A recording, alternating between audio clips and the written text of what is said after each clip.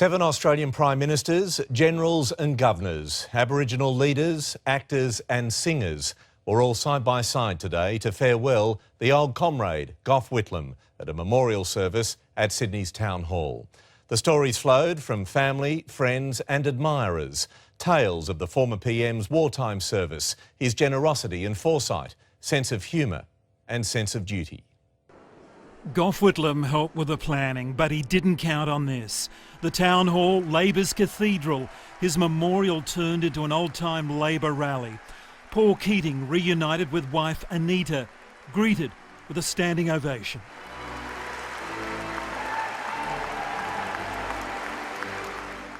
They were all comrades today, on their feet for Bob Hawke. Back in the fold, Julia Gillard. Only a smattering of polite applause for Kevin Wright. And perhaps not unexpected, the thumbs down from the Coliseum crowd outside for Tony Abbott.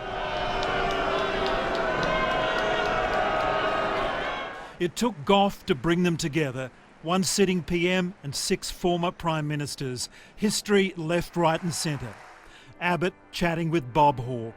Labor royalty rolled out for the church service you have when it's for an atheist.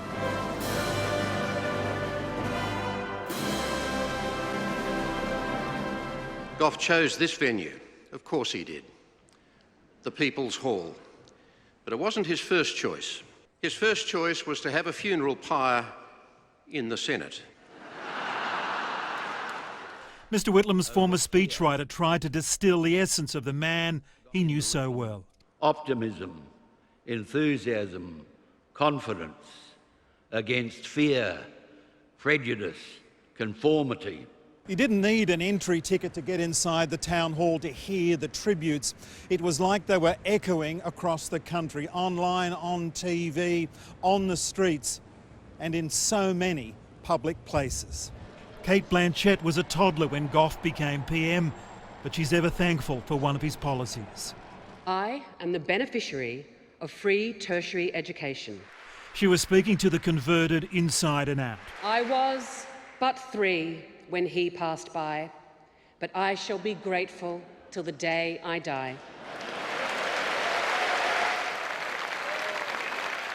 Aboriginal leader Noel Pearson delivered a stunning speech on the PM he respectfully referred to as this old man. Not a bone of racial, ethnic or gender prejudice in his body.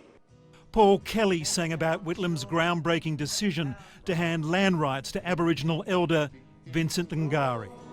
From little things, big things grow. Senator John Faulkner said Whitlam was great in every sense of the word. Although when he set off the metal detector at airport security, he would blame his aura.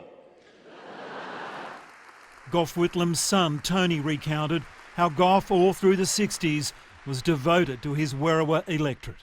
He was in Sydney, Gough slept at home in Cabramatta. And didn't they lap that up in Cabramatta, where he slept and fought hard for more than a quarter of a century for the people of Western Sydney. What would he have thought of that send-off? Gough loved pomp and ceremony. Speeches were wonderful. I think evocative of his life and times, of his motivations and of his greatness. Mr Whitlam served in the Second World War as a navigator, service honoured by a flypast of Hornets. His generation of admirers were reminded today of an old Keating line. There was an Australia before Whitlam and a different Australia after Whitlam. Mark Burrows, 9 News.